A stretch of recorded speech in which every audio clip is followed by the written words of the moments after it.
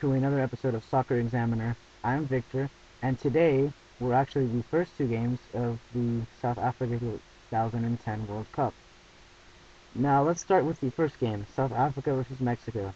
Now in my previous video, I predicted that South Africa would win 2-1 against Mexico, but unfortunately I was one goal away of getting that prediction right. The host nation actually tied with Mexico today. And so I'm going to talk about the game. The Bafana did not look sharp during the first 20 minutes. If you were there watching the game, the defense was shaky. Mexico got a lot of shots in, relatively easily actually, if I may add that.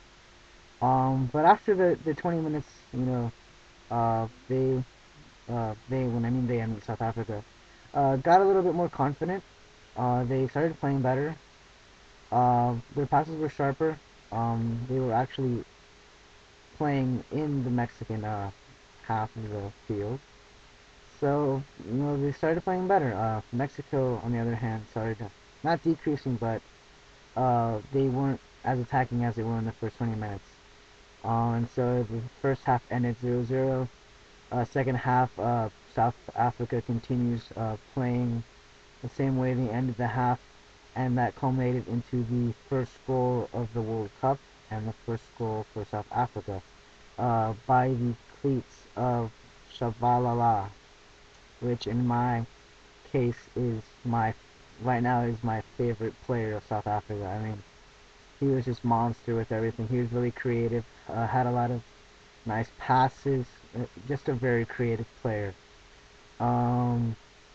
So yeah, I mean, after the goal, unfortunately, the South African team could not continue that pattern of constantly attacking Mexico and opted to back down a little and try to close the areas, which unfortunately led to the center by, I believe it was Andres Guardado, who centered the ball, and luckily it fell to the feet of Rafael Marquez, who just basically obliterated the ball right through the net. So yeah, besides that, Mexico had a lot of opportunities. So did South Africa. I don't know if you guys remember, but I believe it was number 9. I don't remember the name. Hit the post. I mean, seriously, he had the other side completely open, and he opted to get to the side that Conejo had covered up. So I mean, that was just horrible. I wanted that ball to go in, and it just hit the post, so it was really frustrating. Now, the good from South Africa, and what I'm going to do during each game is take out a max of 3 players. I'll try to get 3 players that were actually good during the game from each country, and take one player that was either bad or really should have played better. Now, for South Africa, for the good, I have Kune, which was the goalkeeper. He was just amazing. He had big saves against Mexico. I believe one against Franco, which, honestly, I thought it went in. But he managed to get a paw on it and just, take that ball down. And there were a lot of other situations where the goalkeeper was called upon. I also have Kumalo, which was a defender.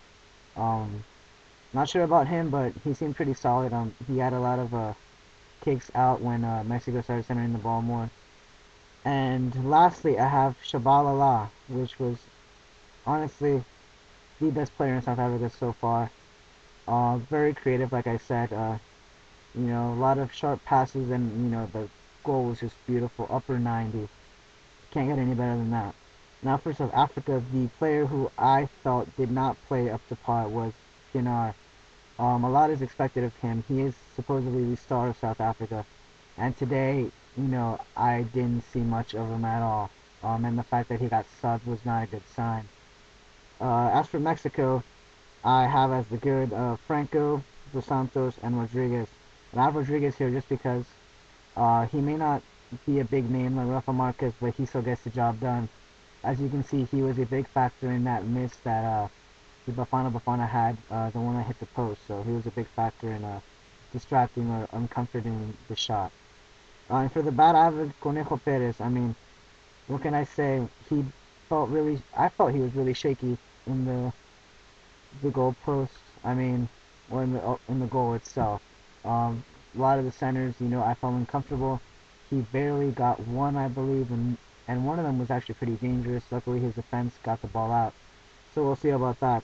My man of the match and FIFA, his man of the match, will be Tshabalala, which I concur. I mean, he was the best out there, and I hope to see much more of him in the next game. Now, next, France versus Uruguay. I had this game as a 1-1 tie. I got the match right. I did not get the score right. The match ended in a 0-0 draw. Like I thought, Uruguay brought its A game. They were the ones who were proposing the game, pushing the game to France, and France kind of just played the counter-attacking game. They didn't attack much, but when they had the chance to, everyone would go forward. It was a disappointing to see a 0-0 draw, but in the end, the game was a good game. What can I say? Uh, Going back to the players, the good players I have for France right now that were good in this match, it was Evra, the captain. I just felt he managed to steer this team in the right direction. He was a menace to deal with. I mean, a lot of attackers, were stopped by him. And the fact that he goes up, and creates something in the attack is a plus. Um, I also have Gorkor, but other than nice passing, I don't know what else to say about him. Supposedly there was that rumor that the team didn't want him, um, uh, but that you can see it on the field. He was just everywhere, and I guess it must be a off the field issue. I don't know. And lastly, and I'm not even sure about this, but I have Galas.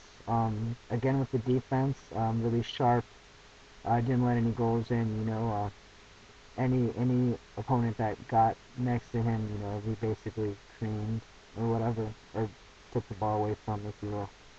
The player I did not see enough of was honestly Ribery, and you will see this a lot with me about these big names. I mean, many people expect a lot out of these big names, and so far I haven't seen that much, except for maybe Dos Santos in Mexico and um, a Uruguayan player that I will announce later today.